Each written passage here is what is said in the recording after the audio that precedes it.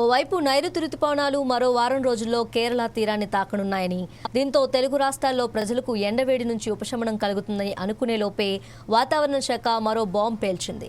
రాబోయే రోజుల్లో ఎండల తీవ్రత మరింత పెరిగే అవకాశం ఉందని తెలిపింది.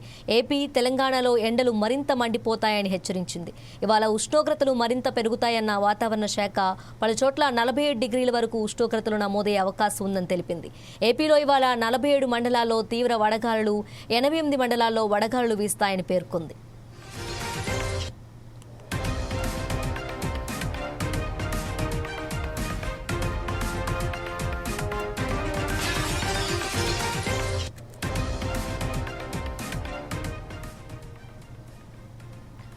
ఇక తెలంగాణలోనూ 2 నుంచి 3 డిగ్రీల మేర ఉష్ణోగ్రతలు పెరుగుతాయంటుందని, ఉత్తర తెలంగాణలో ఈ రోజు, రేపు తీవ్ర వడగాలులు వీస్తాయని హెచ్చరించింది.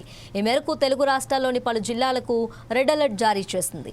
ఎండల తీవ్రత నేపథ్యంలో జనాలు ఎవరూ ఉదయం 11 నుంచి సాయంత్రం 4 గంటల వరకు ఇళ్ల నుంచి బయటికి రావద్దని సూచించింది. అలాగే ఎండల పట్ల అప్రమత్తంగా ఉండాలని పేర్కొంది. కేవలం 2 తెలుగు రాష్ట్రాలకే కాదు, అటు ఉత్తర భారతంలోనూ ఎండలు మండిపోతున్నాయి. సాధారణం కంటే 3 నుంచి 5 డిగ్రీల వరకు అధికంగా ఉష్ణోగ్రతలు నమోదవుతున్నాయి. ఢిల్లీ, రాజస్థాన్, పంజాబ్, హర్యానా, ఉత్తరప్రదేశ్, మధ్యప్రదేశ్, ఛత్తీస్గఢ్లో వారం రోజుల పాటు సివియర్ హీట్ వేవ్ పరిస్థితులు ఉండనున్నాయి. ఈ నేపథ్యంలో ఢిల్లీకి 4 రోజుల పాటు ఎల్లో అలర్ట్ జారీ చేసింది వాతావరణ శాఖ.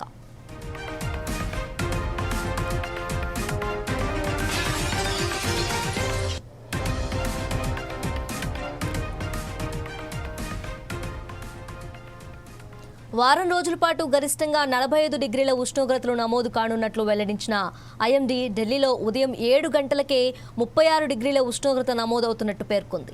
పాకిస్తాన్, రాజస్థాన్ నుంచి వీస్తున్న వేడిగాలులతో ఎండలు పెరుగుతున్నట్టు తెలిపింది.